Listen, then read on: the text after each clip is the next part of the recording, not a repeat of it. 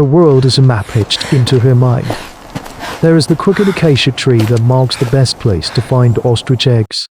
There is the dry riverbed that leads to the flint quarry. There is the cluster of 3 termite mounds where the fat lizards sleep in the midday sun.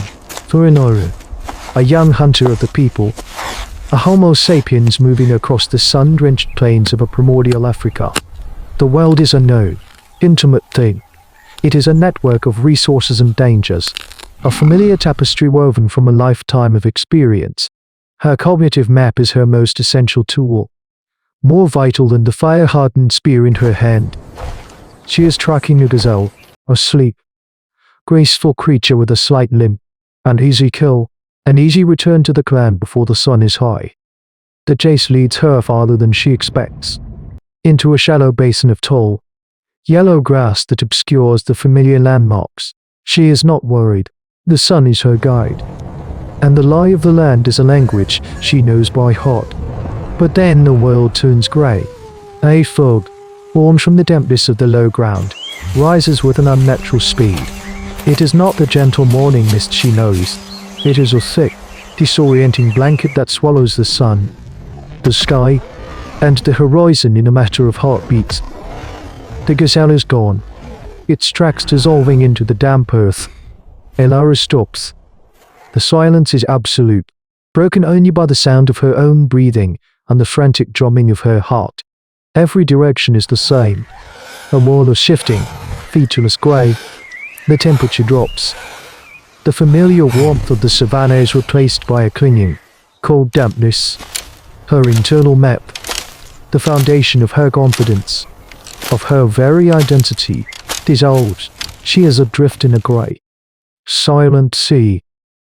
She tries to backtrack, to find the trail that lead her into this trap, but her footprints are already fading. She calls out, a sharp, bird-like cry, the signal for her clan. The fog swallows the sound, muffles it, throws it back at her as a faint, dead echo. The vast, open space of her homeland has become a claustrophobic prison. Primal fear, the deep, ancestral terror of being lost and alone, begins to coil in her stomach. She is a social creature, her strength and safety derived from the eyes and ears of her kin. Here, she has only her own. For hours she walks, a blind ghost in a blind world. She is no longer a hunter. She is prey. Every rustle in the unseen grass could be a lion. Every gust of wind carries the scent of her own fear. The world she knew, the intricate and predictable map of her life, has been wiped clean. There is only the fog, the cold, and the growing certainty that she is walking toward nothing. This is more than being lost in a physical space. It is a profound, terrifying dislocation of the soul. She walks until her legs ache and her thirst is a fire in her throat. The fog does not yield. It is a constant, suffocating presence. A world without up or down, without distance or direction. She is in a profound liminal space. A place between the world she knew and the world she cannot see. Her mind, stripped of all external cues, begins to play tricks. She sees the shapes of predators in the swirling mist, hears the whispers of her clan on the wind. Hope and despair become a single, exhausting rhythm. She stumbles, her bare foot catching on an unseen rock. The spear, her only tool, her only defense, clatters away into the grey void. She is now utterly defenseless, a naked, shivering bundle of fear. She lies on the damp ground, the will to go on finally draining away. This is how it ends, she thinks, in a world without a sky, swallowed by a grey nothing.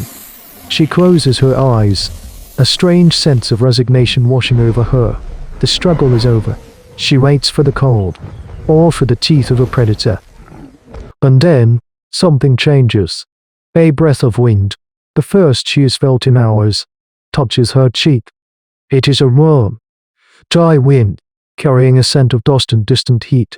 The fog begins to thin, not gradually, but as if a vast curtain is being drawn back. Shapes appear, dark and indistinct at first. Then, in the space of a dozen heartbeats, the world is revealed. She is not in the grasslands. She is standing on the edge of everything.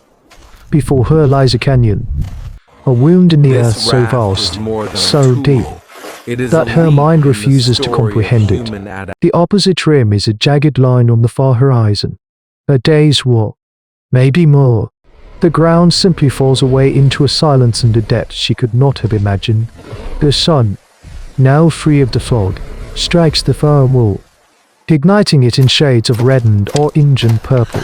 A river, a silver thread in the impossible distance, snakes along the bottom, and Laura rises to her knees, then to her feet. The fear, the hunger, the despair, it is all burned away by a new, overwhelming sensation. It is a feeling for which she has no name. It is a terrifying and exhilarating vertigo of the soul. The sheer, impossible scale of what she is seeing shatters her perception of the world, her life, the hunt, the climb, the struggle for survival. It is all rendered infinitesimally small against this backdrop of geological time and space. The experience is sublime, a perfect and terrifying beauty that transcends all her known categories of reality.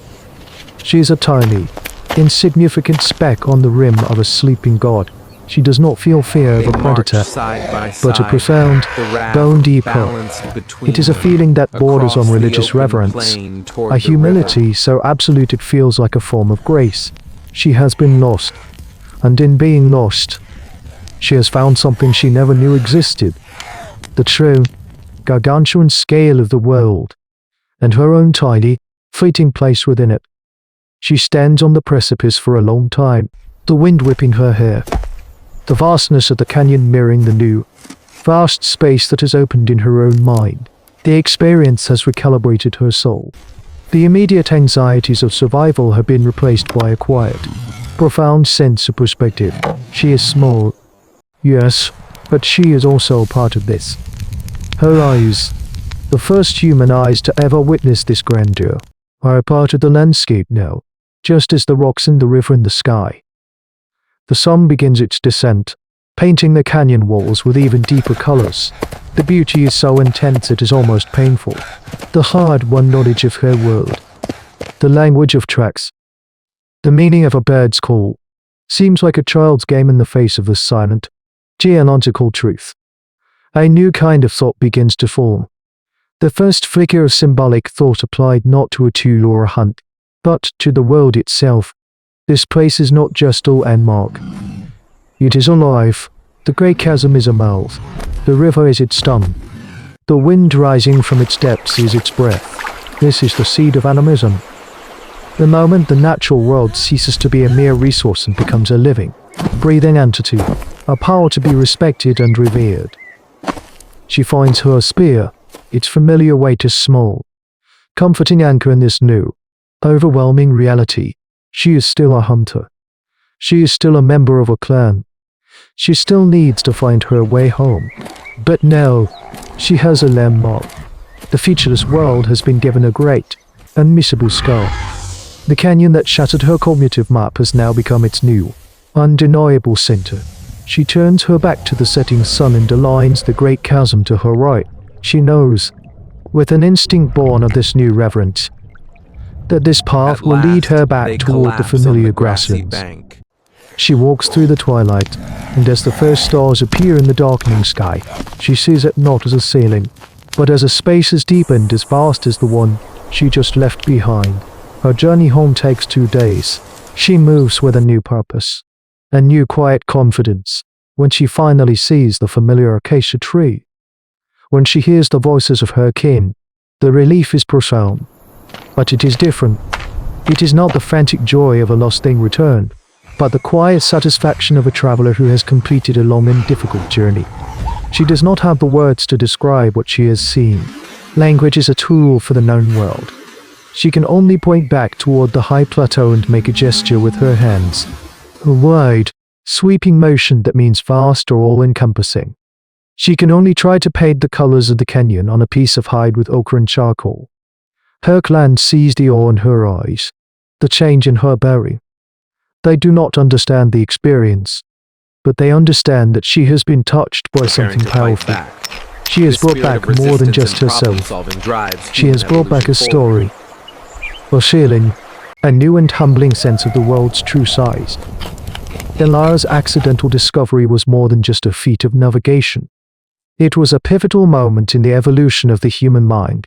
The encounter with the sublime, with a natural grandeur so overwhelming it defied all previous experience, planted the first seed of spirituality. It was the birth of awe. This profound emotional response to the sheer scale and beauty of the natural world created a new dimension of human consciousness, a capacity for wonder that would eventually blossom into art, religion, and science. Her journey reminds us that our ancestors' lives were not just a relentless struggle for survival. They were also punctuated by moments of breathtaking beauty and profound, humbling revelation. In a world that we have now measured, mapped, and largely tamed, her story poses a vital question. Have we, in our mastery of the world, lost our capacity for true, unmediated thought? Do we still know how to stand at the edge of something vast and simply be humbled by it? This is the account of the chronicler. Bear witness. And remember, the universe does not require a witness, but it rewards one.